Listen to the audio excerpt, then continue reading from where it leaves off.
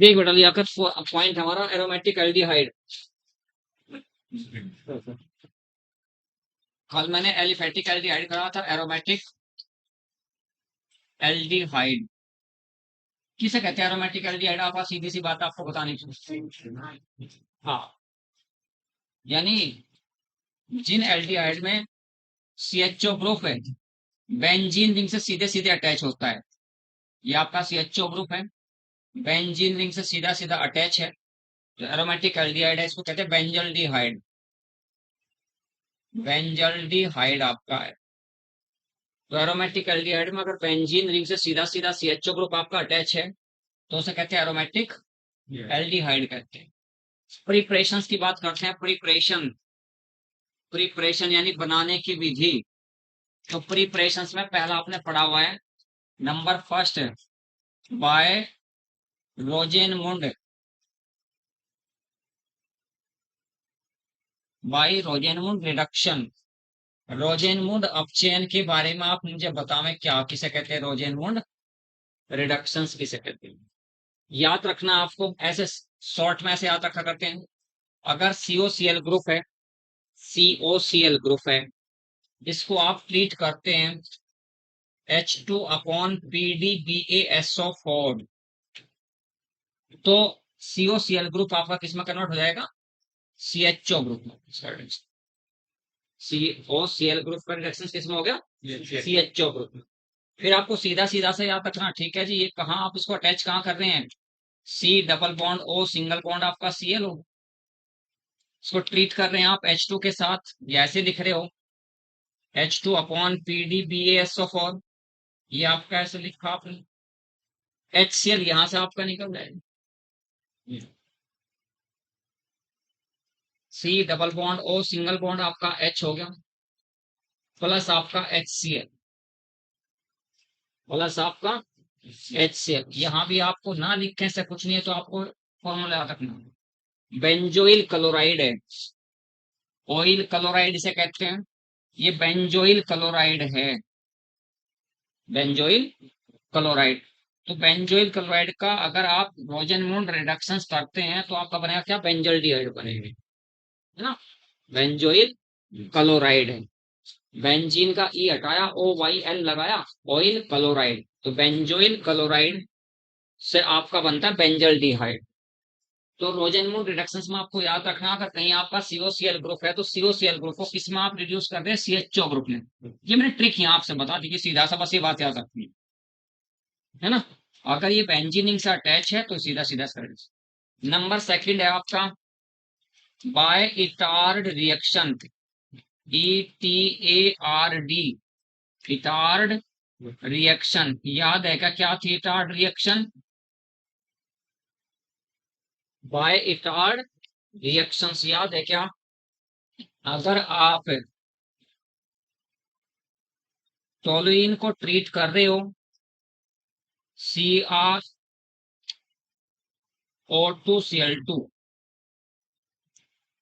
CrO2Cl2 इसके साथ treat करते हैं तो यहां पर आपको हो जाएगा 2 मोल इसके लेने,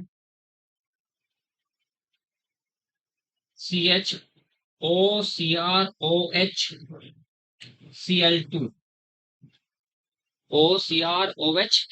Cl2 का होल ट्वाइस करना है, क्योंकि यहाँ 2 H एटम हटाएंगे, तो OCrOH Cl2 का होल ट्वाइस ही होता है आपका क्रोमाइल क्लोराइड।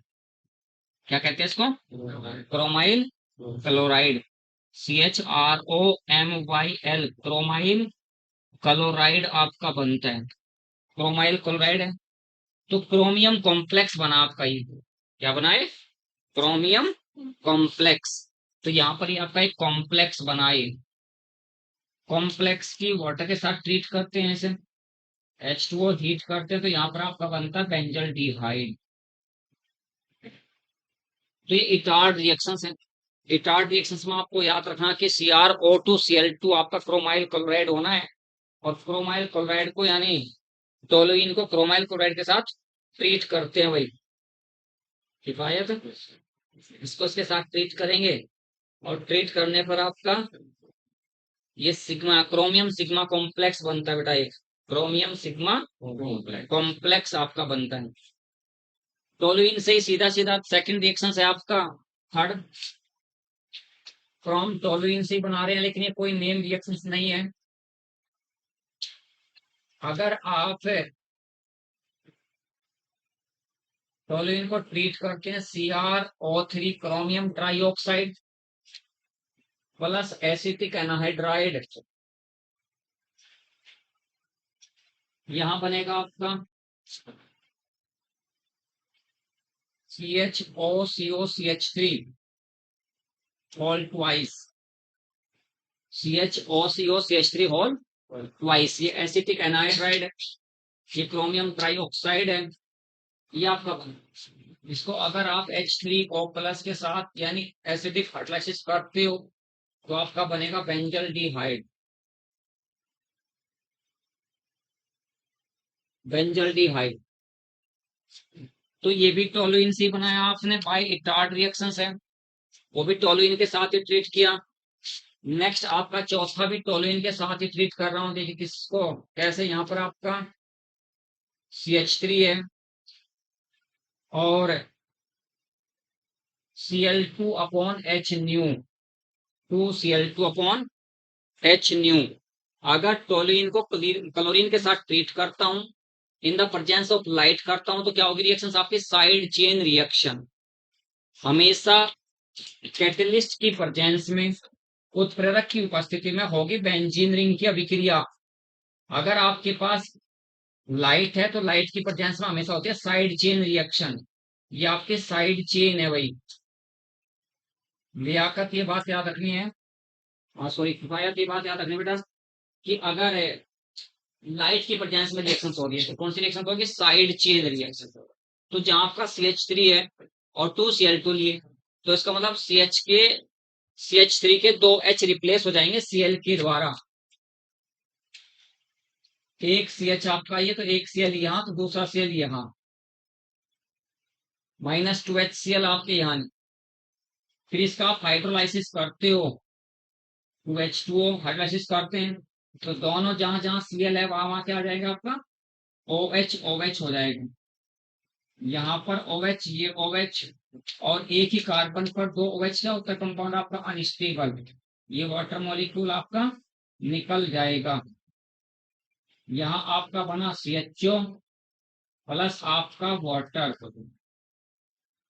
अगर मैं 2Cl2 के साथ रिएक्शन ना करके किसके साथ रिएक्शन करता हूँ, एक Cl2 के साथ रिएक्शन करता हूँ तो एक Cl2 के साथ रिएक्शन करने पर क्या होगा देखिए आप, अगर यहाँ CH3 आपका है और प्लस Cl2 है, यहाँ लाइट है UV लाइट आपकी है तो यहाँ आपका CH2Cl बनेगा, CH2Cl। फिर इसका आप हाइड्रोलाइसिस करेंगे, हाइड्रोलाइसिस पर आपका बेंजाइल अल्कोहल यानी Cl के साथ क्या हो जाएगा OH हो जाएगा। फिर क्या बनेगा ये आपका एल्कोहल बनेगा, क्या बनेगा ये एल्कोहल। एल्डिहाइड बनेगा तो 2 मोल क्लोरीन के साथ ट्रीट करना टोलुइन को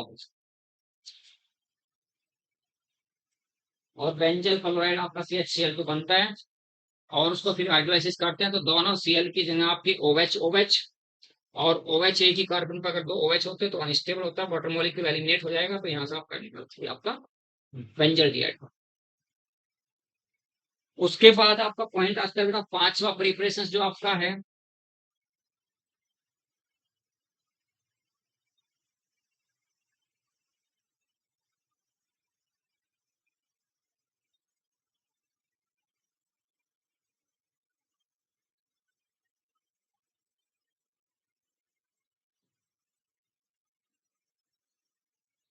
बाय गेटरमैन फोच रिएक्शन। पांचवा प्रिपरेशन है by Gattermann Koch KOCH, by Gattermann Koch reaction, by Gattermann Koch reaction. अगर आप बेंजीन को ट्रीट करते हो कार्बन मोनोऑक्साइड प्लस HCl के साथ in the presence of anhydrous AlCl3 करते हैं, in the presence of anhydrous AlCl3, तो यहाँ पर आपका बेंजल डिहाइड बनेगा, प्लस आपका HCl निकल जाता है। तो गेटरमैन कोच का मतलब carbon monoxide plus HCl, carbon monoxide plus HCl के साथ ट्रीट करते हैं तो आपका बेंजल डिहाइड बनता है। तो बेंजीन को ट्रीट करा आपने किसके साथ, कार्बन मोनोऑक्साइड व HCl के साथ, यहाँ पर आपका बनेगा बेंजल डिहाइड, बेंजल डिहाइड। प्रिपरेशन 5 है, 5 याद रखने हैं। प्रॉपर्टीज आपकी, प्रॉपर्टीज जो एल्डिहाइड की थी वही प्रॉपर्टीज आपको सेम याद है। न्यूक्लियोफिलिक सब्स्टिट्यूशन रिएक्शंस में HCl के साथ रिएक्शंस है तो सेम उसी टाइप से याद रखनी है, बस इसकी कैनिजारो रिएक्शंस अलग याद रखनी है।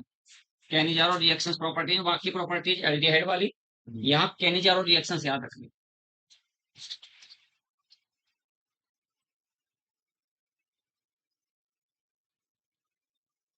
कैनिजारो रिएक्शंस में देखिए इसके पास अल्फा H एटम नहीं है, 2 मोल लिए और NaOH के साथ हीट किया, इसको NaOH के साथ हीट कर रहे हैं तो एक तो आपका हो जाएगा CH2OH में एक CH2, दूसरा CHO आपका हो जाएगा एसिड COONA, इसका हाइड्रोलाइसिस करते हैं तो यानी 2 मोल आपके पास ये बेंजल डिहाइड के, 1 मोल का हो जाएगा अपचयन, दूसरे मोल का हो जाएगा ऑक्सीडेशन, यानी एक का रिडक्शन हुआ तो दूसरे का ऑक्सीडेशन हुआ। तो उसके बाद आपको याद रखनी cross Cannizzaro reaction,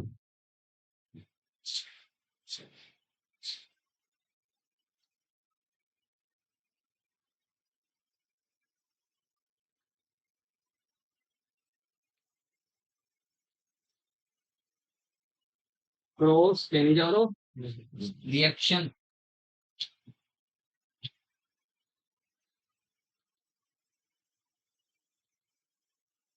cross Cannizzaro reaction आप मुझे बताएंगे कि कौन सी रिएक्शन सही होगी। देखो मैं क्या लिख रहा हूं, H single bond CHO plus PH CHO, pH का मतलब आप समझ रहे हो फिनाइल ग्रुप, आप C6H5 को कहते हैं पीएच, फिनिल कहते हैं, फिनाइल ग्रुप है, प्लस NaOH के साथ हीट किया, NaOH के साथ हीट कर रहा हूं, यहाँ पर 2 रिएक्शन साथ साथ लिख रहा हूं, एक ये एक दूसरी, HCHO plus PHCHO plus NaOH delta, इसका देखिए इसका कर रहा हूं रिडक्शन, इसका कर रहा हूं ऑक्सीडेशन, सेकंड टाइम इसका ऑक्सीडेशन और इसका रिडक्शन कर रहा हूं।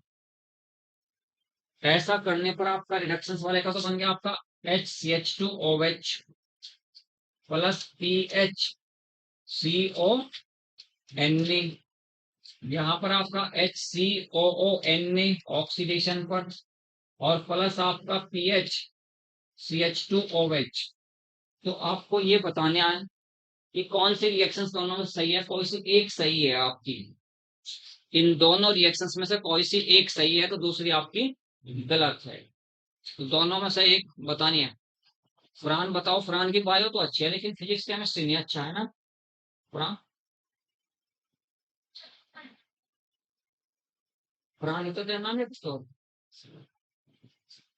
फरहान है ना, फरहान तेरा है और इसका है,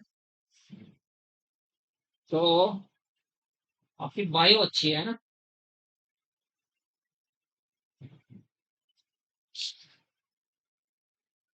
आपको देखना है इसकी मैकेनिज्म बता रहा हूं मैं, कौन सी मैकेनिज्म सही है, दोनों रिएक्शंस की मैकेनिज्म बता रहा हूं बेटा, दोनों रिएक्शंस की मैकेनिज्म बता रहा हूं। मैकेनिज्म आपकी 2 स्टेप्स में कंप्लीट होगी इस रिएक्शंस में, केनिज और रिएक्शंस की मैकेनिज्म कितनी स्टेप्स में कंप्लीट होती है, 2 स्टेप्स में कंप्लीट होती है। आपका स्टेप फर्स्ट देखिए क्या, स्टेप फर्स्ट में सिर्फ डिफरेंस इतना है, किफायत केवल इतना सा डिफरेंस है कि आप फर्स्ट स्टेप्स में फॉर्मल्डिहाइड ले रहे हो या बेंजल्डिहाइड ले रहे हो। फर्स्ट स्टेप में फॉर्मल्डिहाइड ले रहे या बेंजल्डिहाइड ले। तो फर्स्ट रिएक्शन में फर्स्ट स्टेप में आपने क्या लिया है, फॉर्मल्डिहाइड लिया। फॉर्मल्डिहाइड पर अटैक करा रहे हो किसका, न्यूक्लियोफाइल का। क्योंकि अगर नेगेटिव चार्ज स्पीसीज हाइड्रोजन को छोड़कर बाकी कहीं भी अटैक करेगा तो न्यूक्लियोफाइल कहलाएगा। अगर नेगेटिवली चार्ज स्पीसीज हाइड्रोजन पर अटैक करता है तो बेस कहलाता है। तो यहाँ ये कार्बन पर अटैक कर रहा है, कार्बन पर अटैक कर रहा है तो न्यूक्लियोफाइल कहलाता है।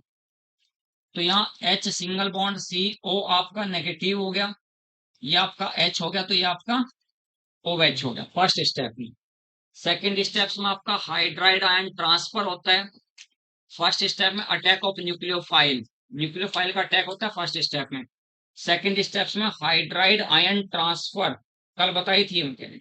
तो पहले जो फर्स्ट स्टेप में बना आपको इसको लिखा है आपने, इसको लिखा तो HCO आपका नेगेटिव हो गया, H आपका ये OH हो गया। तो hydride ion transfer second steps में सेकंड वाला लेंगे आप एल्डिहाइड, सेकंड स्टेप्स में क्या लेंगे, बेंजल्डिहाइड।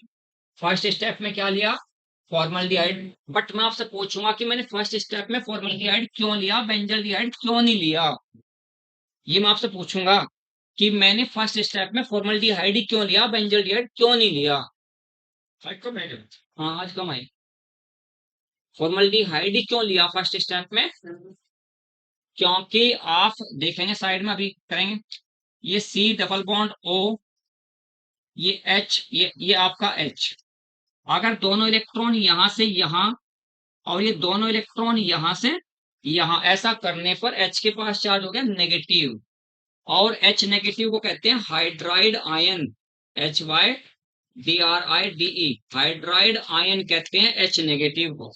ये हाइड्राइड आयन का ट्रांसफर हो रहा है कहा, इस दूसरे एल्डिहाइड के पास। जब ऐसा किया, ये हो गया प्लस, ये हो गया माइनस, इस माइनस का अटैक हो गया इस प्लस पे, तो हाइड्राइड आयन ट्रांसफर कहलाते हैं।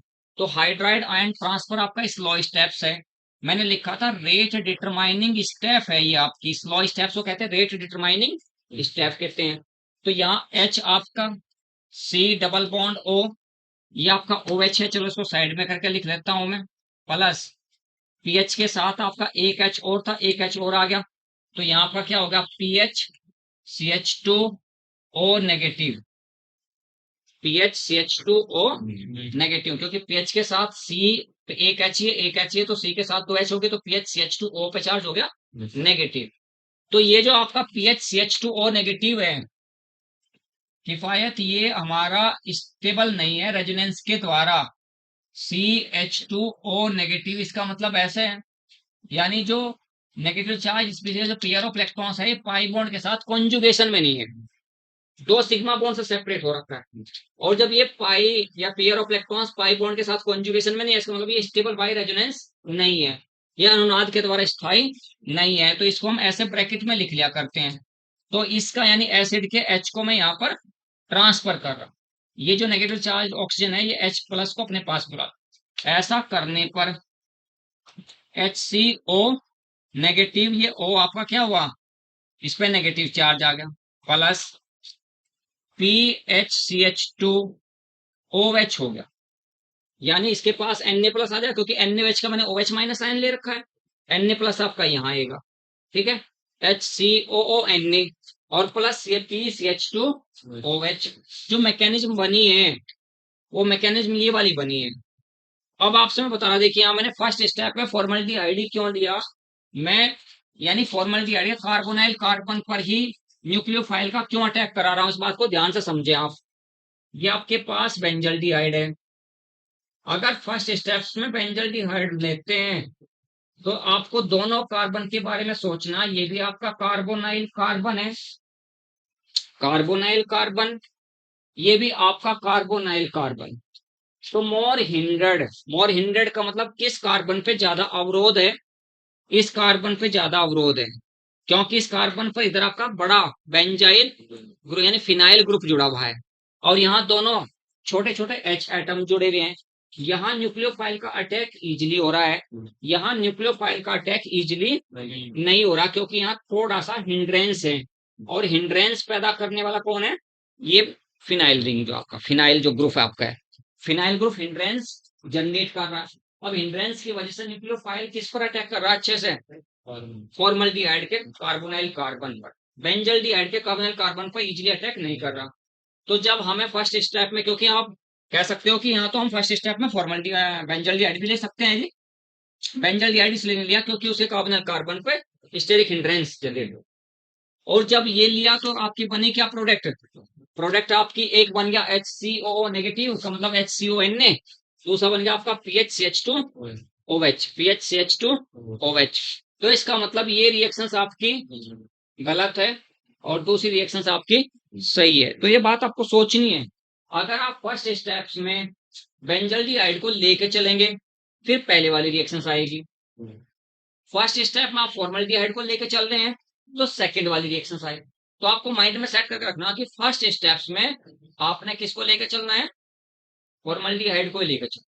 इसे कहते हैं क्रॉस कैनिजोल रिएक्शंस, क्योंकि इसमें एक एलिफेटिक एल्डिहाइड है तो दूसरा आपका एरोमेटिक एल्डिहाइड है। ठीक है, उसके बाद आपका पॉइंट आता है दूसरा, तो दोनों रिएक्शंस में से कौन सी रिएक्शन सही है। तो कभी कभी ऐसा लिखा जा सकता है कि कौन सी रिएक्शन आपसे सही है। तो इसको अब तो समझ आ रही होगी बात, बिल्कुल ऐसा मैं बिल्कुल है ना, तो स्टेप से समझना आपको ऐसे ही। रेट डिटरमाइनिंग स्टेप्स इसका नाम होता है, rate determining step. Hydride ion transfer वाली स्टेप्स जो होगी उसको कहते हैं रेट डिटरमाइनिंग स्टेप, क्योंकि स्लो स्टेप है। इस स्टेप से रिएक्शंस के रेट को डिटरमाइन किया जा सकता है।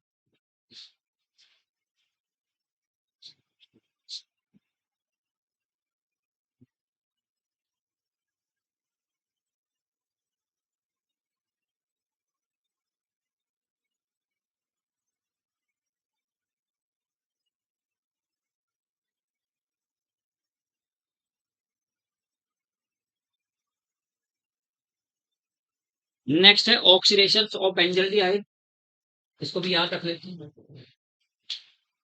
Oxidation of benzaldehyde,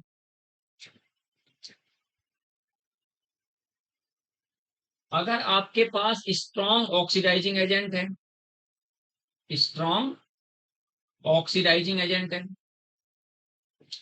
KMnO4 upon H plus या K2Cr2O7 upon H plus strong oxidizing agent होते हैं। अगर ये है तो आपका CHO ग्रुप किस में ऑक्सीडाइज हो जाएगा, आपका एसिड COOH हो जाएगा। तो बेंजल्डिहाइड से क्या बन गया आपका बेंजोइक एसिड बना। दूसरा आपका टोलेंस रिएजेंट्स के द्वारा रिएक्शंस करते हैं, टोलेंस रिएजेंट के। तो यहां पर आपका CHO plus AgNH3 whole twice, AgNH3 whole twice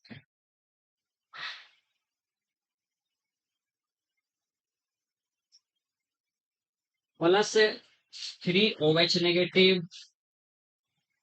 कल मैंने सिर्फ यहाँ 2Ag प्लस ले लिया था, आज मैंने डाई अमाइंस अर्जेंटेनियम आयंस इस टाइप से ले लिया था। तो अलग ये भी टॉलरेंस रिएजेंट्स में ही आता है, यानी ये भी आप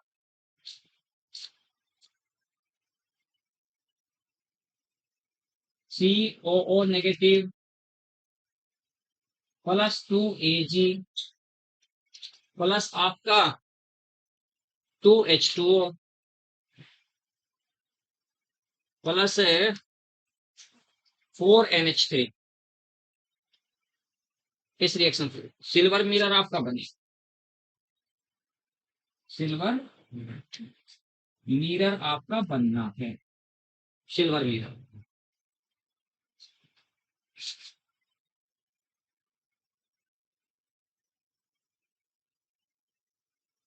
फेलिंग सॉल्यूशंस बेंजल्डिहाइड के साथ रिएक्शंस नहीं करेगा। यानी आपको याद रखना, फेलिंग सॉल्यूशंस केवल एलिफेटिक एल्डिहाइड को ऑक्सीडाइज करता है, टॉलरेंस रिएजेंट दोनों को, एलिफेटिक एल्डिहाइड को भी एरोमेटिक एल्डिहाइड को। यानी फेलिंग का मतलब फर्स्ट एल्डिहाइड। अगर फेलिंग सॉल्यूशंस आपका है तो फेलिंग सॉल्यूशंस F से फर्स्ट बनता है, और फर्स्ट मतलब पहले वाला एल्डिहाइड, और पहले वाला एल्डिहाइड मतलब केवल एलिफेटिक एल्डिहाइड, एलिफेटिक एल्डिहाइड। तो फेलिंग सॉल्यूशन से केवल एलिफेटिक एल्डिहाइड ऑक्सीडाइज होगा। उसके बाद आपका टॉलरेंस, टॉलरेंस रिएजेंट्स अगर आप पढ़ते हैं, टॉलरेंस रिएजेंट टॉलेंस रिएजेंट्स में आपका T4 आपका 2 होता है, और 2 का मतलब दोनों, और दोनों का मतलब कौन कौन से, एलिफेटिक एल्डिहाइड भी, aliphatic aldehyde and aromatic aldehyde, aliphatic aldehyde और ये आपका एरोमेटिक एल्डिहाइड। याद रखनी है बात आप, एलिफेटिक एल्डिहाइड और एरोमेटिक एल्डिहाइड दोनों टॉलेंस रिएजेंट्स दोनों को ऑक्सीडाइज करेगा। फेलिंग सॉल्यूशंस केवल फर्स्ट को, और फर्स्ट पहले कौन सा पढ़ते हैं, पहले हम एलिफेटिक पढ़ते हैं फिर हम एरोमेटिक पढ़ते हैं। तो एलिफेटिक एल्डिहाइड ऑक्सीडाइज होगा by the Fehling solution, but Tollens जो रिएजेंट है वो दोनों को ऑक्सीडाइज करता है, एलिफेटिक को भी एरोमेटिक को भी। ऐसे लिख लिया करते हैं, ये तो याद रखने के तरीके होते हैं कि फिर F फॉर फेलिंग है, F फॉर फर्स्ट है, फेलिंग सॉल्यूशंस केवल फर्स्ट एल्डिहाइड को ऑक्सीडाइज करेगा, T फॉर टॉलेंस है, T फॉर 2 है, 2 का मतलब बहुत, और बहुत का मतलब एलिफेटिक एंड एरोमेटिक दोनों एल्डिहाइड आपके ऑक्सीडाइज करेंगे। बहुत एल्डिहाइड ऑक्सीडाइज होंगे किसके द्वारा, टॉलेंस रिएजेंट्स के द्वारा।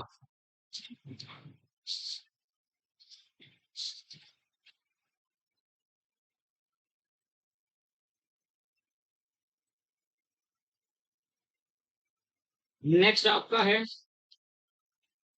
Electrophilic substitution reaction, electrophilic substitution reactions of benzaldehyde, benzaldehyde, electrophilic substitution reactions of benzaldehyde. तो यहां मैं अगर इसमें लिखता हूं बेंजल्डिहाइड में नाइट्रेशंस लिख रहा हूं, नाइट्रेशन, नाइट्रेशन का मतलब क्या कह रहा हूं, अगर आप बेंजल्डिहाइड को ट्रीट करते हो concentrate HNO3 and concentrate H2SO4, product आपकी क्या बनेगी। अगर आप बेंजल्डिहाइड को ट्रीट कर रहे हैं कंसंट्रेट H2SO4 का कंसंट्रेट HNO3 के साथ H2SO4 की प्रेजेंस में ट्रीट करते हैं, तो प्रोडक्ट आपकी क्या बननी है, इलेक्ट्रोफिलिक सब्स्टिट्यूशन रिएक्शन होती है, यानी बेंजीन रिंग से H एटम को हटाना और उसकी जगह किसी इलेक्ट्रोफाइल को सब्स्टिट्यूट करने की प्रक्रिया को इलेक्ट्रोफिलिक सब्स्टिट्यूशन रिएक्शंस कहते हैं। और ये नाइट्रेशंस है, जब ये दोनों आपस में रिएक्शंस करेंगे, रिएक्शंस करने पर आपका बनता क्या है, आपका बनेगा NO2 प्लस इलेक्ट्रोफाइल, और NO2 अटैक कर जाएगा बेंजीन रिंग पर, बट कहाँ अटैक करेगा, CHO ग्रुप आपका क्या है, ये CHO ग्रुप है, CHO ग्रुप आपका मेटा डायरेक्टर है, मेटा डायरेक्टर है। तो यानी आपका जब NO2 ग्रुप जुड़ेगा तो कहाँ जुड़ेगा, मेटा पोजिशंस पर, और मेटा पोजिशंस कितने नंबर पर होते हैं, थर्ड नंबर पर ग्रुप्स, ये थर्ड नंबर। तो मेटा नाइट्रो बेंजल्डिहाइड प्लस आपका H2O, मेटा नाइट्रो बेंजल्डिहाइड। तो यानी CHO ग्रुप जो आपका है, ये CHO ग्रुप आपका मेटा डायरेक्टर है, यानी मेटा डायरेक्टर का मतलब है कि न्यू इनकमिंग ग्रुप को कहाँ डायरेक्शंस देता है, ये नए आने वाले ग्रुप को मेटा प्रोसेस पर डायरेक्टेड करता है। क्या बता रखा मैंने आपसे समझाया हुआ है कि अगर ग्रुप का कोई, ग्रुप का जो एटम बेंजीन से जुड़ा हुआ है, ग्रुप का जो एटम बेंजीन रिंग से अटैच है, यानी पूरा CHO आपका ग्रुप है, CHO को विद बॉन्ड ऐसे लिखा जा सकता है, C double bond O single bond H। तो मैंने कहा ग्रुप का जो एटम बेंजीन रिंग से अटैच होता है, यदि उस एटम पर पाई बॉन्ड है तो मेटा डायरेक्टर हो, पाई बॉन्ड है तो मेटा डायरेक्टर, उस एटम पर पॉजिटिव चार्ज है तो भी वो मेटा डायरेक्टर। और जो ग्रुप आपका, यानी ग्रुप का जो एटम बेंजीन से जुड़ता है, यदि उस एटम पर पाई बॉन्ड नहीं है तो ऑर्थो पैरा डायरेक्टर कहलाता है। क्या कहलाता है वो, ऑर्थो पैरा डायरेक्टर।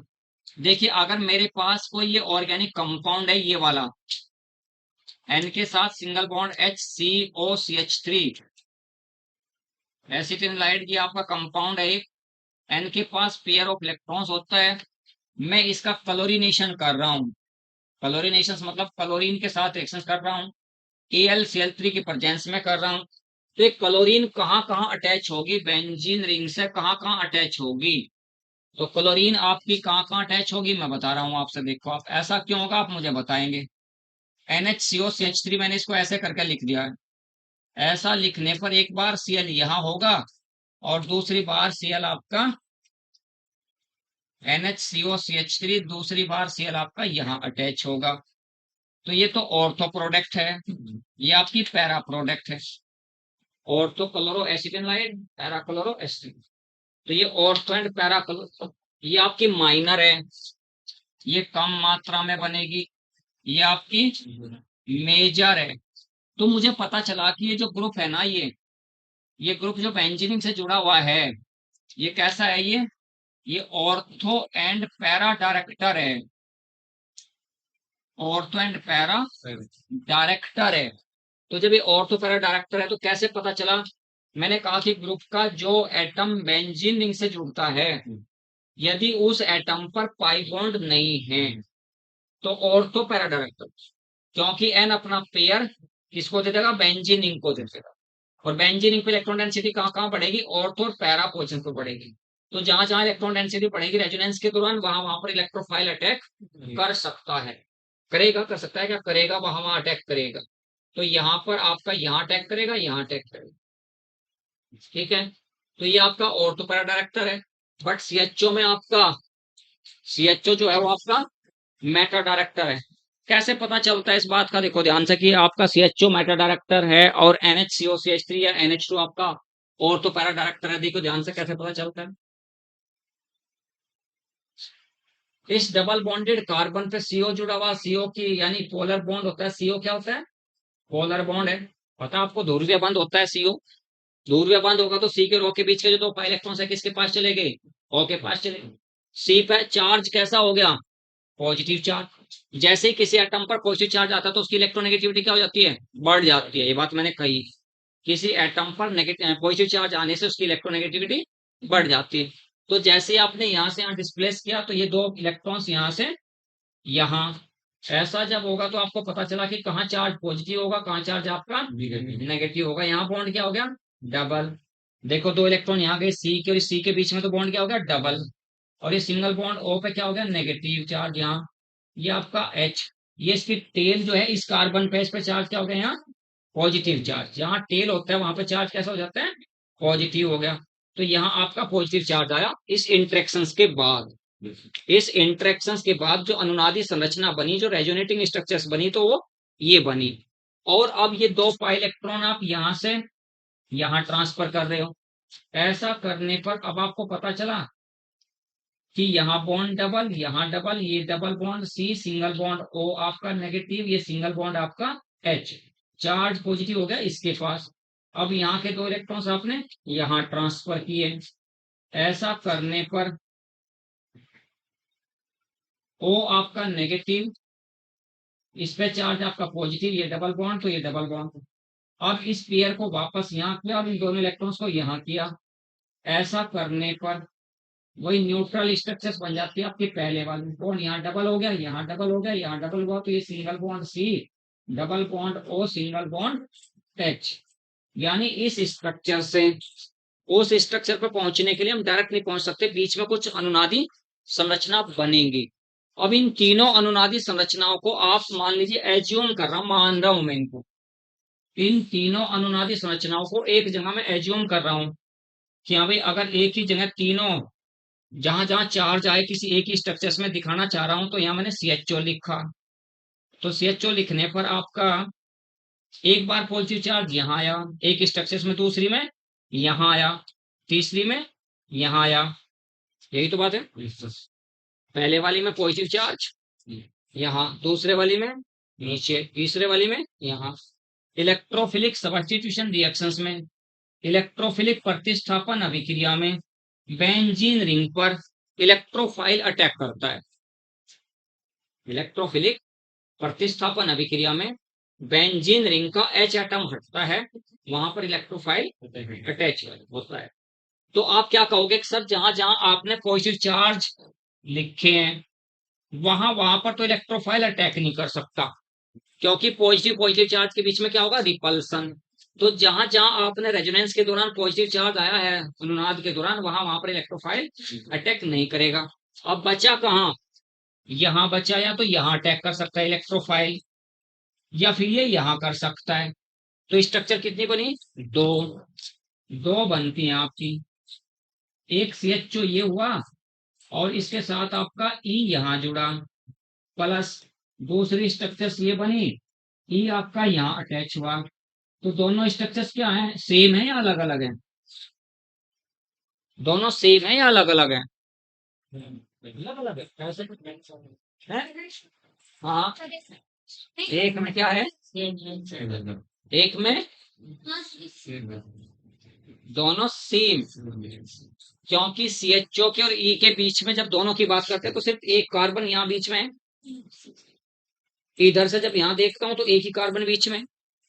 तो इधर से ये 1 3 पोजिशन पे है, ये दोनों 1 3 पोजिशन से एक दूसरे पे, तो दोनों स्ट्रक्चर्स क्या है, सेम।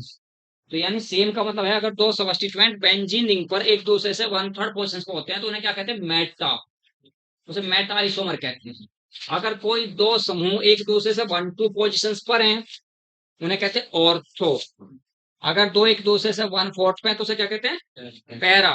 अगर मैं पूछता हूं भाई, इसे क्या कहेंगे, एक ग्रुप तो आपका यहां जुड़ा, एक ग्रुप यहां जुड़ा, इसको क्या नाम देंगे, क्या होंगे?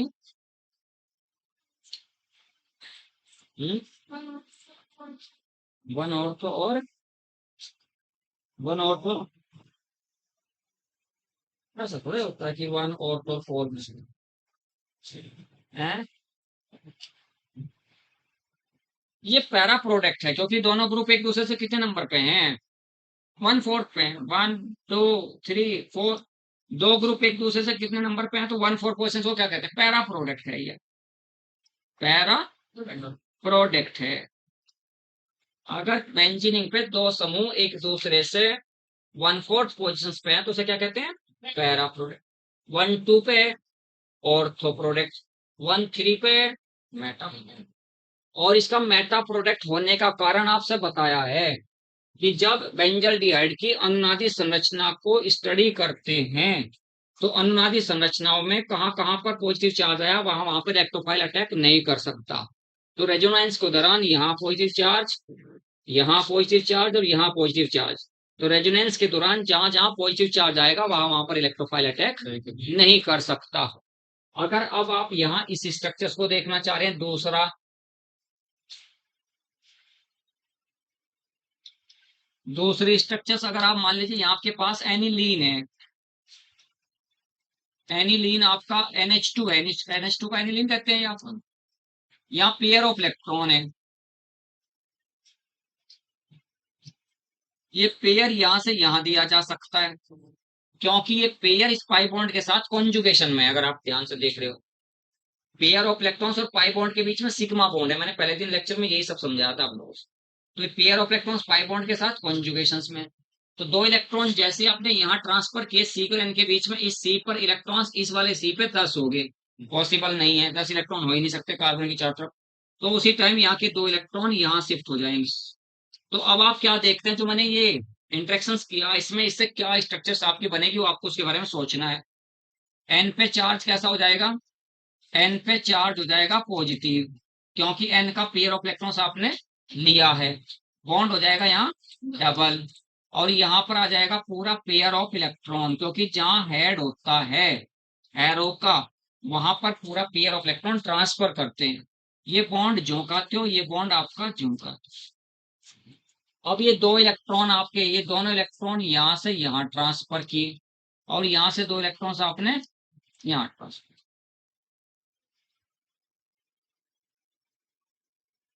अब ये आपका बॉन्ड यहाँ, क्योंकि जैसे दो इलेक्ट्रॉन इस कार्बन से इस कार्बन के बीच में दिए तो इलेक्ट्रॉन कितने हो गए, ये छोटी छोटी बातें तो पता होगी ना, इलेक्ट्रॉन 4 होगी तो बॉन्ड डबल हो जाएगा, कॉमन सी बात है। डबल बॉन्ड NH2, ये आपका पॉजिटिव हो गया, यहाँ पेयर ऑफ इलेक्ट्रॉन यहाँ आ गया। अब इस पेयर ऑफ इलेक्ट्रॉन्स को मैंने इस कार्बन से इस कार्बन के बीच में ट्रांसफर किया, यहाँ के दो इलेक्ट्रॉन यहाँ से यहाँ दिए।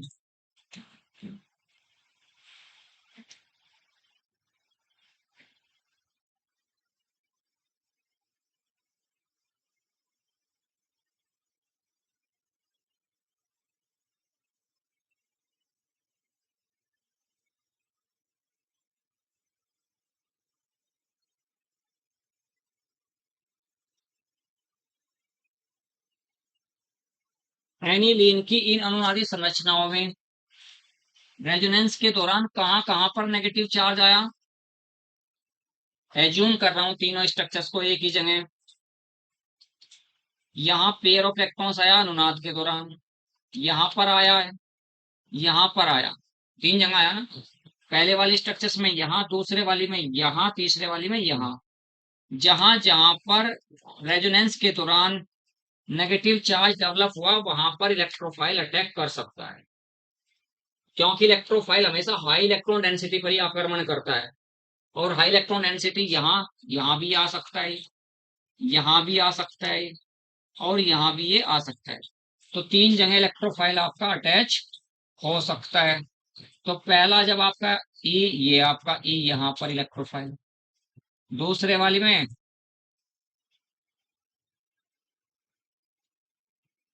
ई यहाँ पर। क्या तीनों स्ट्रक्चर्स अलग अलग हैं या कोई सी दो सेम है? ई आपका यहाँ, तीनों स्ट्रक्चर्स अलग अलग हैं या कोई सी दो सेम है? पहली और तीसरी सेम है। जैसे जैसे दोनों सेम थी ये स्ट्रक्चर, यहाँ ये दोनों सेम थी, तो एक लिखते हैं, दोनों को लिखने की आवश्यकता नहीं है, सिर्फ एक लिखते हैं। और यहाँ ये आपकी पहली और तीसरी सेम है, तो जब पहली और तीसरी सेम है तो दोनों में से किसी एक को लिखना है। ठीक है। ये दो ग्रुप एक दूसरे से कितने नंबर पे हैं? 1 2 पे है। इसे क्या कहते हैं आप? ऑर्थो। ये आपके 1 2 3 4 पे है, तो इसे क्या कहते हो? पैरा। ये बात समझ आ गई क्या? जो ऑर्थो पैरा डायरेक्टर हैं वो बेंजीन रिंग पर इलेक्ट्रॉन डेंसिटी को बढ़ा रहे हैं, अगर आप देख रहे हो। जो ऑर्थो पैरा डायरेक्टर होते हैं वो बेंजीन रिंग पर इलेक्ट्रॉन डेंसिटी को बढ़ाते हैं।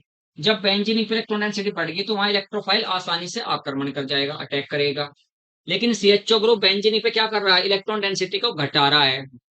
और जब इलेक्ट्रॉन डेंसिटी को घटा रहा है तो इसका मतलब वहां पर इलेक्ट्रोफाइल आसानी से अटैक नहीं करेगा। तो इसका मतलब क्या करते हैं, ये जो ऑर्थो पैरा डायरेक्टर होते हैं वो बेंजीन रिंग को इलेक्ट्रोफिलिक प्रतिस्थापन अभिक्रिया के सापेक्ष क्रियाशील कर देते हैं, एक्टिवेट कर देते हैं। Ortho para director benzene ring को इलेक्ट्रोफिलिक प्रतिस्थापन अभिक्रिया के सापेक्ष सक्रिय कर देते हैं। जबकि मेटा डायरेक्टर, मेटा डायरेक्टर का मतलब ये मेटा डायरेक्टर है, क्योंकि डायरेक्टर का मतलब होता है जो पहले से अपने रूम में बैठा हो अपनी चेयर पे और आने वाले किसी नए बंदे को डायरेक्शन देता है कि आप यहाँ बैठिए, यहाँ बैठिए, यहाँ बैठिए। तो डायरेक्शन देने वाले को डायरेक्टर कहते हैं। तो NH2 डायरेक्शंस देने वाला है यहाँ पर।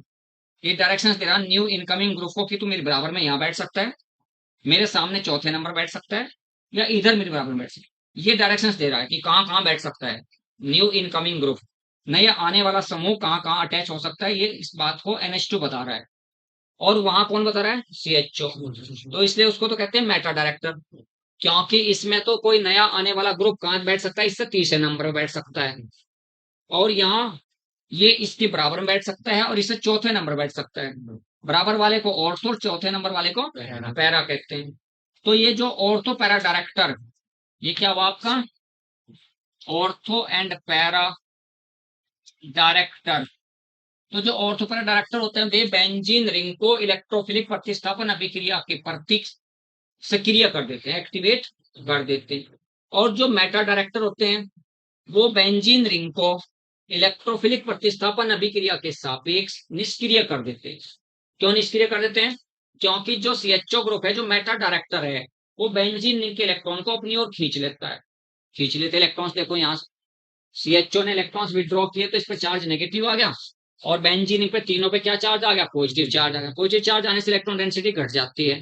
तो CHO का काम है बेंजीन से इलेक्ट्रॉनों को खींचना, और NH2 का काम है बेंजीन रिंग पर इलेक्ट्रॉन्स देना। अगर बेंजीन रिंग पर इलेक्ट्रॉन डेंसिटी ज्यादा है तो समझ लीजिए ऐसा कंपाउंड इलेक्ट्रोफिलिक प्रतिस्थापन अभिक्रिया के सापेक्ष ज्यादा क्रियाशील है। अगर बेंजीन रिंग पर इलेक्ट्रॉन डेंसिटी कम है तो ऐसा कंपाउंड इलेक्ट्रोफिलिक प्रतिस्थापन अभिक्रिया के प्रति कम क्रियाशील है। तो एक ऐसा क्वेश्चन आप लोगों को हर हाल में आपके सामने आएगा। क्या आएगा क्वेश्चन आपका? कैसा आता है? बात आपकी समझ गई कि ortho para director, Meta director. बात यहां से शुरू हुई थी कि बेंजल्डिहाइड का जो सीएचओ ग्रुप है वो मेटा डायरेक्टर है। बट मेटा डायरेक्टर क्यों है ये बात मैंने आपसे बताई नहीं, तो अब तक का तो मैं फिर आगे कई पॉइंट बताता, लेकिन मैंने बताना चाहा कि आपको कैसे आप पता करें कि बेंजल्डिहाइड का सीएचओ आपका मेटा डायरेक्टर है तो क्यों है। वो पता चलता है रेजोनेंस के द्वारा। रेजोनेंस से पता चला कि मेटा डायरेक्टर क्यों है। क्वेश्चन आपका कैसा आता है ये देखिए आपने।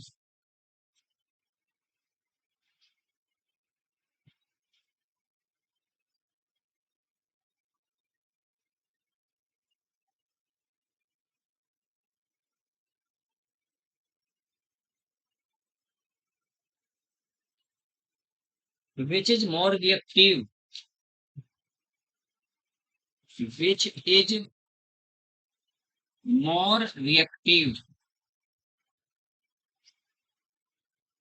towards टूवर्ड्स कहते हैं सापेक्ष, टूवर्ड्स इलेक्ट्रोफिलिक सब्स्टिट्यूशन रिएक्शन, यानी कौन सा इलेक्ट्रोफिलिक प्रतिस्थापन अभिक्रिया के सापेक्ष अधिक क्रियाशील है। इसका मतलब क्या हुआ कि कौन सा निम्न में से कौन सा which is more reactive towards electrophilic substitution reaction, यानी कौन सा इलेक्ट्रोफिलिक प्रतिस्थापन अभिक्रिया के सापेक्ष अधिक क्रियाशील है। ए ऑप्शन लिख रहा हूं, option A CH3, option B phenol, option C COOH, option B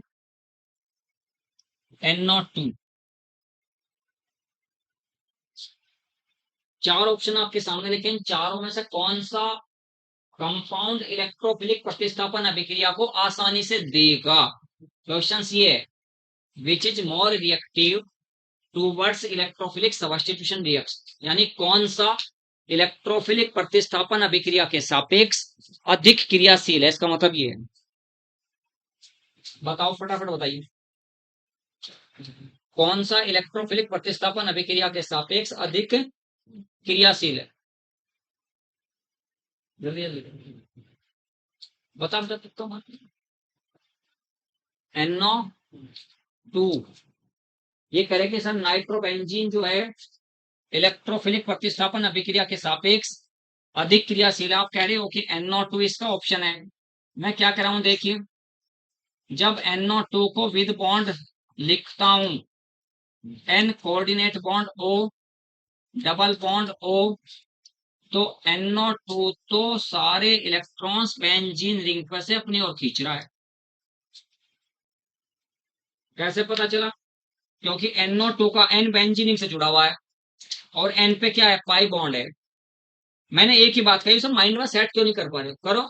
मैंने कहा कि ग्रुप का जो एटम बेंजीन रिंग से जुड़ता है यदि उस एटम पर पाई बॉन्ड है तो मेटा डायरेक्टर है।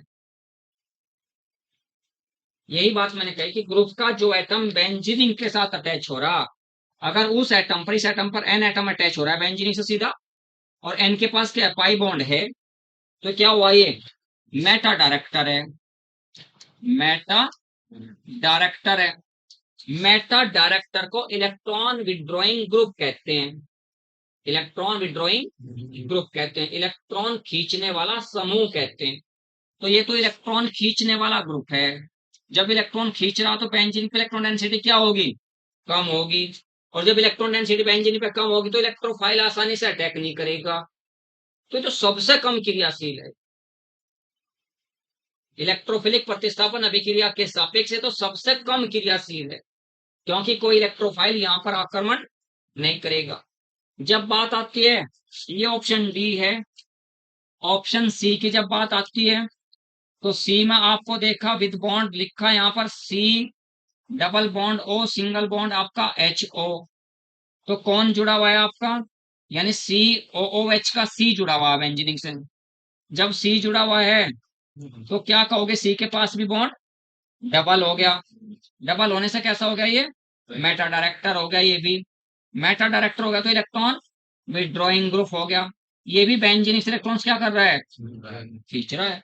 अगर बेंजीन रिंग पर इलेक्ट्रॉन डेंसिटी घट गई तो वहां इलेक्ट्रोफाइल आसानी से आक्रमण नहीं करेगा, और इलेक्ट्रोफाइल आसानी से आक्रमण नहीं करेगा तो इलेक्ट्रोफिलिक प्रतिस्थापन अभिक्रिया आसानी से नहीं देगा। तो ऑप्शन आपका ये भी नहीं हुआ, दोनों ही नहीं है। अब ऑप्शन आपका आता है बी। जब बी के बारे में आप सोचते हैं, तो बी के बारे में जब सोचते हैं तो ये OH है, एक पेयर ऑफ इलेक्ट्रॉन्स यहाँ, एक पेयर ऑफ इलेक्ट्रॉन्स यहाँ, तो यानी इस O पे कोई पाई बॉन्ड नहीं है। ये O अपना पेयर किसको दे देगा, बेंजीन रिंग को दे देगा। बेंजीन इलेक्ट्रॉन डेंसिटी कौन बढ़ाएगा, सी या OH ग्रुप बढ़ाएगा। ये आपका ऑर्थो पैरा डायरेक्टर है, ऑर्थो एंड पैरा डायरेक्टर है ये आपका। अभी ऑर्थो पैरा डायरेक्टर तो इसको कहते हैं इलेक्ट्रॉन रिलीजिंग ग्रुप कहते हैं, इलेक्ट्रॉन रिलीजिंग ग्रुप। जो ऑर्थो पैरा डायरेक्टर होता है वो इलेक्ट्रॉन रिलीजिंग समूह कहलाता है, वो एक्टिवेटिंग समूह कहलाता है, क्योंकि ऐसा समूह बेंजीन रिंग को इलेक्ट्रोफिलिक सब्स्टिट्यूशन रिएक्शंस के सापेक्ष एक्टिवेट करता है। एक्टिवेट करने का मतलब है वहां पर इलेक्ट्रॉन डेंसिटी बढ़ाता है। तो OH समूह क्या कर रहा है, OH समूह बेंजीन रिंग पर इलेक्ट्रॉन डेंसिटी बढ़ा रहा है। जब इलेक्ट्रॉन डेंसिटी यहाँ बढ़ गई तो सबसे आसानी से आक्रमण कहां करेगा इलेक्ट्रोफाइल, यहाँ। ऑप्शन ए की बात आती है, ऑप्शन ए में ये CH3 आपका जुड़ा हुआ है, सी के पास कोई एकांकी इलेक्ट्रॉन युग्म नहीं है कोई एकांकी इलेक्ट्रॉन युग्म CH3 में सी के पास नहीं है, बट ये अपना इलेक्ट्रॉन युग्म CH बॉन्ड के बीच का जो इलेक्ट्रॉन युग्म है वो बेंजीन को दे देता है। किसके द्वारा देता है, एक पॉइंट पढ़ा हुआ आपने, हाइपर कॉन्जुगेशन, अति संयुग्मन, हाइपर कॉन्जुगेशन। तो ये हाइपर कॉन्जुगेशन के द्वारा देता है। ये भी ऑर्थो पैरा डायरेक्टर है, बट ये रेजोनेंस के द्वारा नहीं, हाइपर कॉन्जुगेशन के द्वारा, यानी ये भी इलेक्ट्रॉन देगा बेंजीन रिंग को, बट ज्यादा कौन देगा, OH, क्योंकि उसके पास तो बैठना पूरा पेयर, पूरा का पूरा पेयर दे देगा, और इसके पास कोई पेयर वेयर तो नहीं है। क्योंकि जब रेजोनेंस इफेक्ट और हाइपर कॉन्जुगेशन इफेक्ट की तुलना करते हैं तो रेजोनेंस प्रभाव जो होगा वो ज्यादा प्रभावी होता है हाइपर कॉन्जुगेशन की तुलना में। जिसे अति संयुग्मी प्रभाव आप पढ़ते हो, अगर अति संयुग्मी भी आप पढ़े तो हाइपर कॉन्जुगेशन का एक क्वेश्चन आपको जरूर मिलेगा। सबसे पहले तो आपने सेंस यही जनरेट करनी है कि आप क्वेश्चंस किस किस टॉपिक से आता है, कौन कौन से टॉपिक इंपॉर्टेंट है, पहले तो यही आपने सेंस जनरेट करनी होती है। तो ये ऐसा क्वेश्चन तो which is more reactive towards electrophilic substitution reactions, which is least reactive towards electrophilic substitution reactions, यानी ये क्वेश्चन तो आता रहता है कि इलेक्ट्रोफिलिक प्रतिस्थापन अभिक्रिया के सापेक्ष कौन कम क्रियाशील है और कौन आपका अधिक क्रियाशील है। तो ये दोनों हैं तो इलेक्ट्रॉन रिलीजिंग ग्रुप, बट ये आसानी से इलेक्ट्रॉन रिलीज कर रहा है, ये हाइपर कॉन्जुगेशन के द्वारा इलेक्ट्रॉन रिलीज कर रहा है। तो ज्यादा एक्टिवेट करता है बेंजीन को कौन, OH समूह। तो ये क्या है आपका आंसर, इसका बी है। तो ए और बी दोनों एक्टिवेट करते हैं बेंजीन को, बट बी में OH ज्यादा करता है। तो ऐसा क्वेश्चन आप लोगों के पास जरूर आएगा कि which is more reactive towards electrophilic substitution reactions of.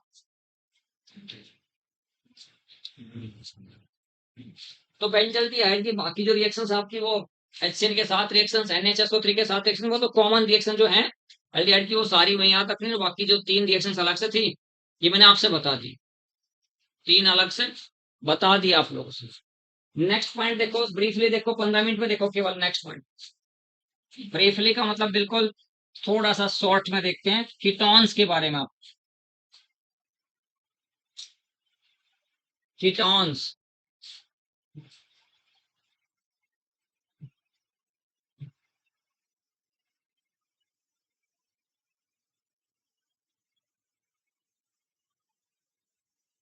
Ketones के बारे में देखो बेटा फटाफट। अगर कार्बोनाइल कार्बन के पास H एटम अटैच नहीं है, दोनों तरफ क्या ग्रुप जुड़ा होता है आपका, एल्काइल ग्रुप जुड़ा होता है। अगर कार्बोनाइल कार्बन से H एटम नहीं अटैच है तो उसको कहते हैं हम कीटोन्स। अगर इस कार्बोनाइल कार्बन पर H एटम अटैच होता है तो उसे कहते हैं एल्डिहाइड। एल्डिहाइड हम पढ़ चुके, दोनों एलिफेटिक भी एरोमेटिक भी। और कीटोन की बात आती है, कीटोन्स में आपको याद रखना है कि कार्बोनाइल कार्बन पर H एटम अगर नहीं है तो उसको हम कीटोन कहते हैं। प्रिपरेशंस की जब बात करते हैं प्रिपरेशन, मैंने 2 डिग्री अल्कोहल की बात कर रहा हूं मैं, यहां देखो ध्यान से, 2 डिग्री अल्कोहल है, 2 डिग्री अल्कोहल, 2 डिग्री अल्कोहल का ऑक्सीडेशन कर रहा हूं, यानी माइल्ड ऑक्सीडेशन कर रहा हूं। माइल्ड ऑक्सीडेशन में माइल्ड ऑक्सीडाइजिंग एजेंट कल कौन कौन से बताए थे आप लोगों से, लिखवाए थे कल मैंने, जॉन्स रिएजेंट लिखवाया था, कॉलिंस लिखवाया था, है ना, जॉन्स कॉलिंस, पीसीसी लिखवाया था, पीडीसी लिखवाया था, ये सारे रिएजेंट मैंने आप लोगों से लिखवाए थे। इनका काम है कि एक एच आपका ये और एक एच ये, H2O निकल गया तो आपका बना क्या, कीटोन बना है। ठीक है, अगर आप 2 डिग्री अल्कोहल का ऑक्सीडेशन कर रहे हो माइल्ड ऑक्सीडाइजिंग एजेंट के द्वारा, तो क्या बनेगा आपका कीटोन। अगर आप 2 डिग्री अल्कोहल की वेपर्स, 2 डिग्री अल्कोहल की वेपर्स पास कर रहे हैं कहाँ, red hot copper goes CU, और 300 डिग्री सेल्सियस आपका टेम्परेचर है, तो भी आपका क्या बनेगा, कीटोन बनेगा, प्लस H2 गैस आपकी रिलीज हो जाएगी। उसके बाद तीसरा पॉइंट आपका क्या था, अगर आप यहाँ ये वाली एल्कीन ले रहे हो, एक यहाँ आर, ये आर, ये आर, ये आर, क्या कहा था मैंने कल, अगर डबल बॉन्डेड कार्बन से H एटम अटैच है तो ऐसी एल्कीन ओजोनीकरण पर एल्डिहाइड बनाएगी, कल बताई थी बात। यानी डबल बॉन्डेड कार्बन पर अगर H एल्कीन के डबल बॉन्डेड कार्बन से अगर H एटम अटैच है तो ओजोनोलाइसिस पे क्या देगा, एल्डिहाइड। अगर डबल बॉन्डेड कार्बन पर H एटम नहीं है तो ओजोनीकरण पे क्या देगा, ओजोनोलाइसिस पे क्या देगा वो, कीटोन। तो लर्न करा था कि जहां आपका एल्कीन का कार्बन कार्बन डबल बॉन्ड है उसे कट करना है, कट करने के बाद यहाँ पर डबल बॉन्ड के साथ O यहाँ, और डबल बॉन्ड ये आपका O यहाँ, तो क्या बना आपका, कीटोन बना। ये बात मैंने आपसे बताई थी कल की। अगर इस एल्कीन का मैं ओजोनोलाइसिस करता हूं, मेरे पास ये एल्कीन है एक CH3CH double bond CH3 volt wise, इसको मैंने ट्रीट किया है O3 के साथ पहले, फिर मैं इसको Zn/H2O के साथ ट्रीट कर रहा हूं, तो प्रोडक्ट कितनी बनेगी, कितनी प्रोडक्ट बननी है, तो क्या क्या बनेगी बताओ फटाफट।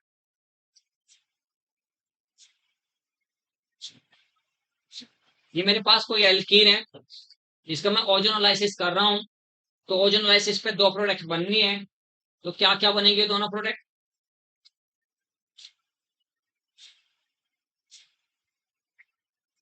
आप समझ क्यों नहीं पाते कि जहां पाई बॉन्ड है, सर आपने कहा कि जहां पाई बॉन्ड है उसे क्या करना है, कट कर देना, ब्रेक कर देना है उसे, तो ब्रेक करा तो यहाँ डबल बॉन्ड के साथ क्या जुड़ गया, और इस डबल बॉन्डेड कार्बन पे क्या है, ये H है, अगर डबल बॉन्डेड कार्बन पे H है तो ये क्या बन गया, CH3CH एसिटल्डिहाइड बन गया। और यहाँ सी पे क्या H नजर आ रहा है तुम्हें कोई, इस सी पे तो H ही नहीं है, 2 CH3 है, एक CH3 आपका यहाँ हो गया, तो एक CH3 आपका यहाँ हो गया, दोनों को अलग अलग करके लिख दिया मैंने।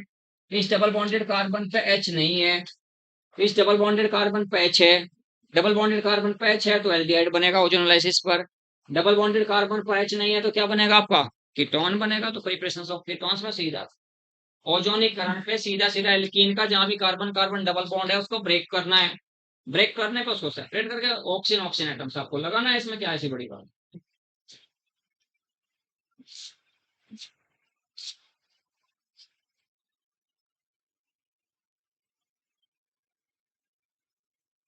किफायत जो कंपाउंड बनेगा उसका आईपीसी नाम बताना है। ये आपके पास कोई कंपाउंड है,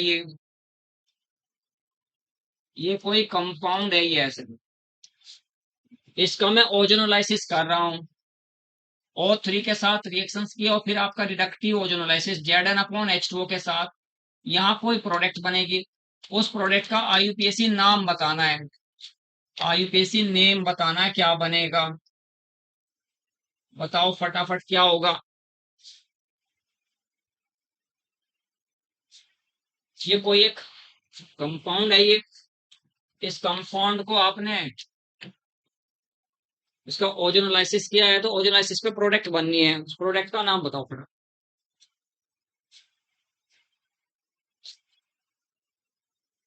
जल्दी जल्दी करो, बस 15 मिनट बचे हुए, फटाफट करो।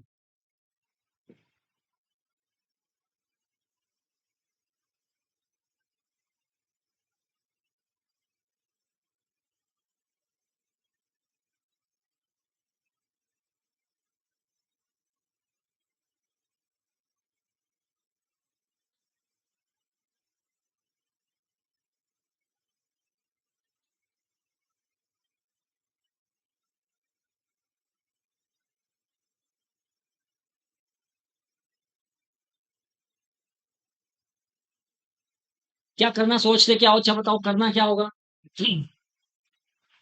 हैं? जहां पाई बॉन्ड है उसको ब्रेक करना है, कर दो ब्रेक। कट कर दिया। कट करने में दो पोर्शन अलग अलग बन जाएंगे। आपका अगर इसको कार्बन नंबर 1 मान रहा हूं, 2, 3, 4, 5, 6, 7, 8। कितने कार्बन की चेन बन रही है? 8। 1, 2, 3, 4, 5, 6, 7, 8 ये बनी है। दूसरे कार्बन पे क्या है आपका? Double bond. सातवें कार्बन पे क्या आपका? 1, 2, 3, 4, 5, 6, 7 डबल बॉन्ड। ये तो पता चल गया।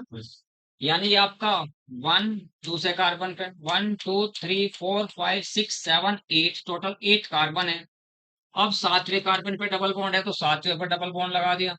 फिर क्या कहा था आपसे कि जहां जहां डबल बॉन्ड है वहां वहां क्या अटैच करना? ओ। तो यहाँ भी आपने ओ लगाया, यहाँ भी ओ लगाया। बताओ कितनी ज्यादा बड़ी बात तो कुछ है नहीं इसमें। कि इधर से भी नंबरिंग कर लें आप, 1, 2, 3, 4, 5, 6, 7, 8। क्या कहोगे? ऑक्टा 2, 7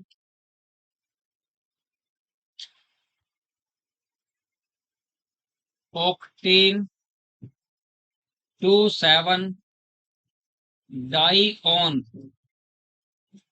ऑक्टेन का ई नहीं हटाया, क्यों नहीं हटाया? ये आपको बार बार ये बात आपसे बता दी गई है, क्योंकि ये वॉवेल से स्टार्ट नहीं हुआ, इसलिए ये ई नहीं हटाया मैंने, ये ई नहीं हटाया। तो ऑक्टेन 2, 7 डाई ऑन। तो ऑक्टेन 2, 7 डाई ऑन में आपका ऑक्टेन का ई नहीं हटाएंगे, क्योंकि आपका जो 2 डिग्री सफिक्स है वो वॉवेल के साथ स्टार्ट नहीं हुआ। ये 2 डिग्री सफिक्स है। एन आपका 1 डिग्री सफिक्स है। एन आपका 1 डिग्री सफिक्स होगा। ये आपका 2 डिग्री सफिक्स है। एक आपका 1 डिग्री सफिक्स तो एक आपका 2 डिग्री सफिक्स। तो ये ऐसी इतनी सी सिंपल सी बात आपको याद रखनी। ठीक है, नेक्स्ट आपका पॉइंट था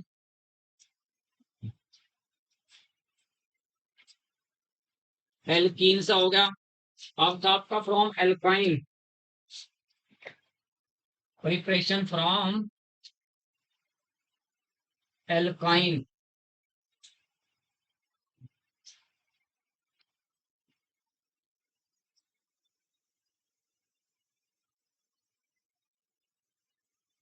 are single bond, C triple bond, C H plus H2O। Arrow पर आपका क्या लिखा रहा है? H2SO4 upon HgSO4 RCOCH3 ketone आपका बना है। कीटोन। नेक्स्ट है फ्रॉम नाइट्राइल। नाइट्राइल किसे कहते हैं? साइनाइड को। From nitrile. तो R single bond, C triple bond, N plus R M G X का तो पता होगा किसे कहते हैं? RMGX गैगनार्ड अभिकर्मक है आपका। तो ये एल्काइल नाइट्राइल, एल्काइल साइनाइड कहते हैं RCN को, नाइट्राइल साइनाइड को CN को ही कहते हैं। अगर मैं इसको यहाँ पर पाई इलेक्ट्रॉन्स के यहाँ से यहाँ ट्रांसफर करता हूँ, इस पे चार्ज पॉजिटिव इस पे चार्ज, नेगेटिव ये पार्शियल, नेगेटिव ये पार्शियल आपका पॉजिटिव। बस आपको जैसे पता चला कि पॉजिटिव नेगेटिव कहाँ कहाँ हुआ तो आप अटैच तो खुद कर देंगे, है ना। ये नेगेटिव आपका इसके साथ जुड़ेगा, ये नेगेटिव इसके साथ जुड़ेगा। आर सिंगल बॉन्ड सी के साथ आर हो गया, डबल बॉन्ड एन के साथ आपका MgX हो गया। एन MgX को मैंने ऐसे करके लिखा है, इसको कट किया तो एक O आपका यहाँ H2 यहाँ हाइड्रोलाइसिस पर, दूसरा H2O मॉलिक्यूल्स को मैंने एक H यहाँ OH यहाँ, यानी सीधी सी बात है एरो पे मैं हाइड्रोलाइसिस कर रहा हूँ, इसका H2O लिख रहा हूँ। बट मैंने दो जगह वाटर मॉलिक्यूल्स दिए हैं, एक जगह कैसे दिया दूसरे जगह कैसे दिया ये आपको याद है। तो जब इधर करते हैं तो CO के साथ C डबल बॉन्ड O आपका, R single bond C double bond आपका O, ये R आपका, N के साथ दो H ऊपर एक H नीचे NH3 प्लस MgX आपका OH, ये भी आपका कीटोन बना है, ये भी आपका कीटोन बना है।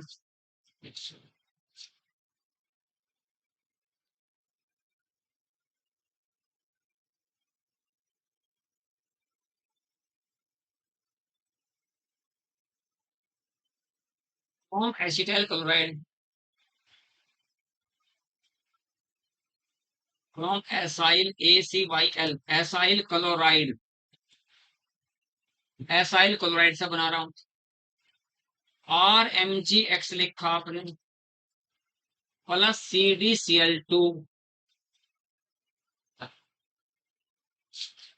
R2CD di alkyl cadmium plus MgX 2MgXCl आपका ये निकल। अब आपने क्या कह रहा हूं देखिए मैं, R single bond C double bond OCl acyl chloride, RC double bond O single bond Cl ये भी आपका एसाइल क्लोराइड, प्लस ये C के साथ आपका देखिए CD के साथ आपका एक R यहाँ तो एक R यहाँ, डाई एल्काइल कैडमियम को मैंने ऐसे करके लिखा, ये दोनों Cl2 ऐसे लिखा, तो बनेगा क्या आपका 2RCOR प्लस CdCl2, ये आपका कीटोन बना, ये आपका कीटोन बना। तो ये प्रिपरेशन इस टाइप से आपका।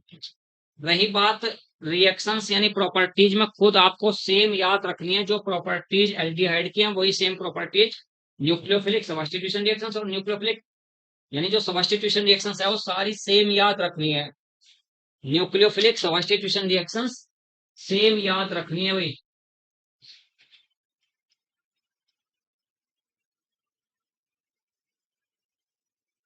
अगर मैं यहाँ देखो कुछ अलग है रिएक्शन होने में बता रहा हूं, अगर CH3CO को मैं ट्रीट कर रहा हूं BaOH होल ट्वाइस के साथ barium hydroxide aqueous barium hydroxide यानी डाइल्यूट बेरियम हाइड्रोक्साइड से, या डाइल्यूट NaOH के साथ ट्रीट कर रहा हूं, तो जहां भी कहीं ऐसा कीटोन या एल्डिहाइड जिसके पास अल्फा H एटम होता है वो डाइल्यूट NaOH के द्वारा बेरियम हाइड्रोक्साइड की प्रेजेंस में तो लेते हैं कीटोन को, डाइल्यूट NaOH को लेते हैं एल्डोल कंडेंसेशन में एल्डिहाइड को।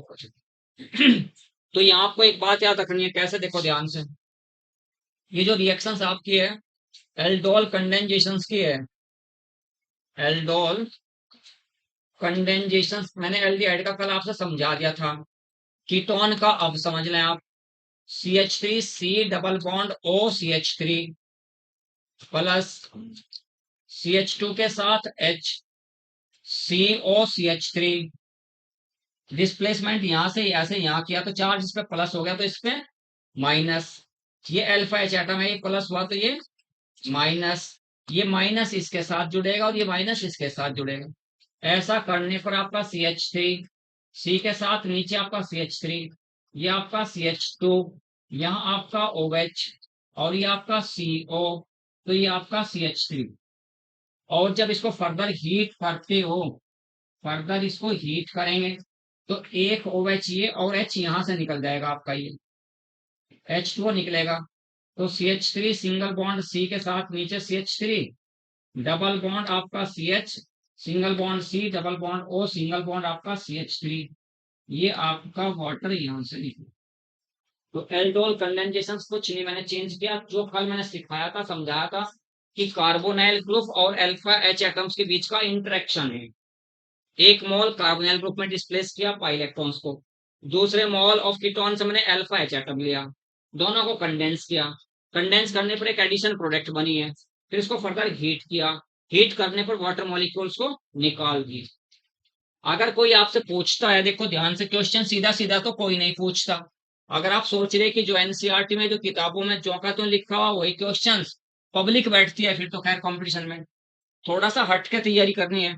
अगर कोई आपसे कहता है कि प्रोडक्ट बताओ क्या बनेगी, चलो पूरा ही कर देता हूँ, साइक्लोहेक्सोन, साइक्लोहेक्सानॉन कर दिया मैंने पूरा, और एरो पे लिखा डाइल्यूट NaOH। डाइल्यूट NaOH लिखते ही आपको पता करना कि कीटोन या एल्डिहाइड के पास अल्फा H एटम है क्या।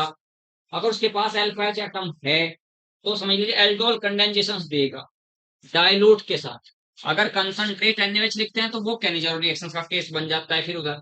तो यहाँ ये क्वेश्चन आपका बना, इसमें आपको बताना कि यहाँ क्या आपकी प्रोडक्ट बनेगी। 2 मोल लेने होते हैं, पहले मोल में आपने क्या करना है, डबल बॉन्ड O प्लस दूसरे में क्या करना है, अल्फा H एटम्स लेना। किसको कहते हैं अल्फा H? अल्फा कार्बन से जुड़ने वाले H को अल्फा H कहते हैं। और ये आपका कार्बोनाइल कार्बन है, कार्बोनाइल कार्बन से जुड़ने वाले कार्बन को अल्फा कार्बन कहते हैं। तो ये अल्फा कार्बन है, ये भी अल्फा कार्बन है। और अल्फा कार्बन से जुड़ने वाले H को क्या कहते हैं, अल्फा H कहते हैं। यहाँ डिस्प्लेस आपने ऐसे किया, ऐसा करने पर चार्ज पॉजिटिव और O आपका नेगेटिव। ये दोनों इलेक्ट्रॉन C और H के बीच के ऐसे करे हैं, H कैसा हो गया, पॉजिटिव, ये C कैसा हो गया आपका यहाँ, नेगेटिव। किसे किसके साथ जुड़ना है, बस सी बात है, फिर आगे तो कोई बचता ही नहीं। बस ये इतना सा सीखना, ठीक है सर, आप एक मोल का कार्बोनाइल ग्रुप के बीच में इंटरेक्शन करते हैं पाई इलेक्ट्रॉन्स का, दूसरे का अल्फा H एटम लेते हैं, तो फिर आप इनको दोनों को कंडेंस करते हैं। कंडेंस करने पर ये आपका OH, O के साथ H आ गया तो OH, और ये कार्बन इस कार्बन से सीधा जुड़ेगा। चार्ज इस पर पॉजिटिव आया था, इस पर नेगेटिव आया था, तो पॉजिटिव नेगेटिव आपस में सीधे जुड़ेंगे। तो यहाँ आपका सीधा जुड़ गया ये बॉन्ड हो गया डबल। अब जब इसको मैं हीट करता हूं, हीट करने पर बीटा H चाहिए आपको, ये भी बीटा H है। देखो ध्यान से, कहाँ कहाँ बीटा कार्बन है, ये बीटा कार्बन, ये बीटा कार्बन, और ये आपका बीटा कार्बन। क्योंकि जिस कार्बन पर OH ग्रुप जुड़ा हुआ है उस कार्बन को अल्फा कार्बन, उससे जस्ट अगले कार्बन को, ये अगला कार्बन है बीटा, ये अगला कार्बन है बीटा, ये अगला कार्बन है तो बीटा। तो बीटा कार्बन कितने हैं, 3, 3 बीटा कार्बन है। किस बीटा कार्बन की डिग्री ज्यादा है, ये कितनी डिग्री का बीटा कार्बन है, इसकी डिग्री क्या है, 2 डिग्री। ये है 3 डिग्री। और इससे भी एक कार्बन इधर, एक कार्बन नीचे, ये भी 2 डिग्री। इससे एक कार्बन इधर, एक कार्बन नीचे, ये भी 2 डिग्री। इससे कितने कार्बन जुड़े हुए हैं, 1, 2, 3। इस कार्बन की डिग्री कितनी है, 3 डिग्री। Ease of removal of H atom क्या लिखवाया था, याद रहना चाहिए जब लिखवा दिया एक बार। सबसे इजीली अगर कोई H निकलता है तो 3 डिग्री H निकलता है, उसे थोड़ा मुश्किल से 2 डिग्री H निकलता है, उसे और मुश्किल से कौन निकलता है, क्योंकि ease of removal of H atoms है। तो आपको यहाँ देखना कि कौन सा H एटम्स आपका ज्यादा डिग्री का, ये वाला H एटम ज्यादा डिग्री का। जब हीट किया तो आपका ये H2O निकल गया। ऐसा यहाँ पर इस C के और C के बीच में क्या हो गया, बॉन्ड डबल हो गया भाई, बॉन्ड डबल हो गया। तो यहाँ बॉन्ड मैंने ये डबल कर दिया, और यहाँ आपका ये प्रोडक्ट बनी है, प्लस आपका H2O है। अब आप ये थोड़ा है कि बस आप सिंपल एल्डोल कंडेंसेशन याद कर लिया, उसके आगे नहीं सोचेंगे। ये भी एल्डोल कंडेंसेशन ही है आपका, ये भी एल्डोल कंडेंसेशन ही हुआ, ये भी आपका एल्डोल कंडेंसेशन में चला गया। तो इस टाइप से आपको याद रखना कि डाइलोट NaOH आ गया तो एल्डोल कंडेंसेशन। उसके बाद एक रिएक्शन से आपसे बताई थी, हेलोफॉर्म रिएक्शन से, आपको याद है क्या, बताओ कितनों को याद है, हेलोफॉर्म रिएक्शंस कितनों को याद है, हेलोफॉर्म रिएक्शंस याद है क्या। याद रखना, अगर कार्बोनाइल कार्बन के पास मिथाइल ग्रुप जुड़ा हुआ है, ध्यान से देखो मैं क्या कह रहा हूं। अगर कार्बोनाइल कार्बन पर मिथाइल ग्रुप अटैच है, कार्बोनाइल कार्बन किसे कहते हैं? कार्बन टू ऑक्सीजन वाला जो ग्रुप है आपका, उस इस कार्बन को, जिस कार्बन से डबल बॉन्ड से O जुड़ा हुआ है, उसे कार्बोनाइल कार्बन कहते हैं। अगर कार्बोनाइल कार्बन से मिथाइल ग्रुप जुड़ा हुआ है, तो ऐसा कीटोन या ऐसा एल्डिहाइड हेलोफॉर्म अभिक्रिया देगा। हेलोफॉर्म अभिक्रिया देगा। तो हेलोफॉर्म अभिक्रिया होती कैसे, ध्यान से समझें आप लोग।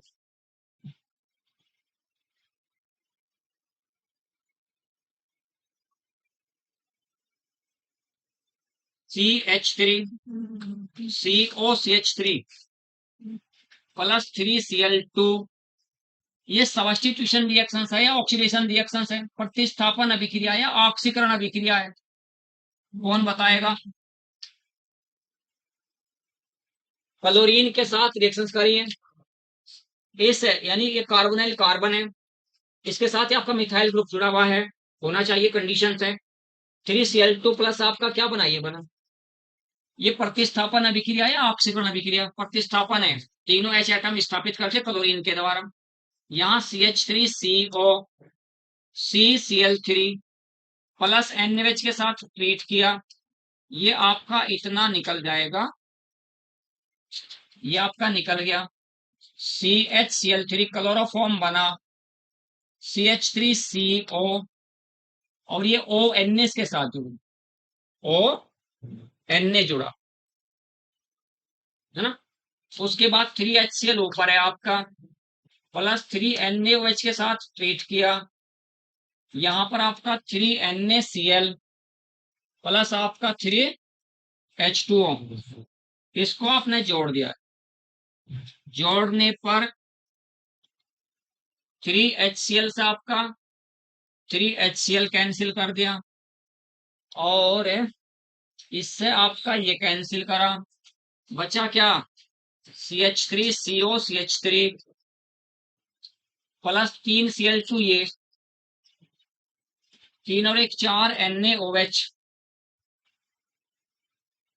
CHCl3 प्लस CH3COONA, चलो CH3CONA लिख देता हूं सीधा इसको, प्लस 3NaCl प्लस 3H2O। ये आपकी रिएक्शंस है, होनी कैसा है ये मैंने आपसे बताया। क्वेश्चंस आपसे ये पूछा जाएगा वहां पे एग्जाम में, निम्न में से कौन सा हेलोफॉर्म अभिक्रिया देगा, निम्न में से कौन हेलोफॉर्म अभिक्रिया देगा। तो आपको याद रखना कि कीटोन्स और एल्कोहल हेलोफॉर्म अभिक्रिया देते हैं। एल्डिहाइड यानी carbonyl compounds, aldehyde, ketones and alcohol. याद रखना, एल्कोहल का केस याद रखना है, जिस कार्बन से OH ग्रुप जुड़ा हुआ है, उस कार्बन पर एक मिथाइल ग्रुप और एक H एटम का होना जरूरी है। अगर एल्कोहल में ये यूनिट प्रेजेंट है तो ये हेलोफॉर्म रिएक्शंस देगा। एल्कोहल के जिस कार्बन से OH जुड़ा हुआ है, उस कार्बन पर एक H एटम्स और एक मिथाइल ग्रुप का होना जरूरी है। अगर ये यूनिट किसी एल्कोहल के अंदर है तो हेलोफॉर्म अभिक्रिया देगा। दूसरी बात, कार्बोनाइल कंपाउंड्स में जिस कार्बन से आपका, यानी कार्बोनाइल कार्बन से क्या जुड़ा होना चाहिए, CH3 होना चाहिए। कार्बोनाइल कार्बन से क्या जुड़ा होना चाहिए, CH3। क्या ये हेलोफॉर्म रिएक्शंस देगा क्या, ये देखिए बताइए मुझे। CH3 CH2 CO CH2 CH2 CH3, ये भी एक कीटोन है, नहीं देगा है? देगा? क्या समझते हो आप लोग, समझ नहीं आ रही बात क्या हो रहा है। अरे भाई, जब C कार्बोनाइल कार्बन ये हुआ और इसके साथ ये CH3 जुड़ रहा है, कहा उसके साथ कहीं CH3, इधर इथाइल है उधर प्रोपाइल है, इधर 2 कार्बन है तो इथाइल हुए, उधर 3 कार्बन है तो प्रोपाइल हुए। बेसिक सी बात बता दी क्या, इस टाइप से याद रखना। अगर आपके पास CH3 CH2 CHOH CH3, क्या ये एल्कोहल हेलोफॉर्म रिएक्शंस देगा? देगा वो, क्योंकि उसके पास ये यूनिट। क्वेश्चन ऐसे याद रखते हैं, ऐसा कोई तुम्हें ये रिएक्शन थोड़ा लिखवा रहा, तुम्हें कोई नीट में कहा पूरी रिएक्शन से लिख के दिखाओ, कौन लिखवा रहा, नहीं लिखवा रहा कोई। कंडीशंस आनी चाहिए। वो तो घर बैठ कर लिख के देखते रहो, हाँ कौन सा क्या लिखना, कैसे लिखना है, कंडीशंस देखते रहो कि हाँ क्या कौन देगा कौन नहीं देगा, ठीक है, कौन रिएक्शन देगा और कौन नहीं देगा, तो कंडीशंस देखते रहो तो उत्तर है ना।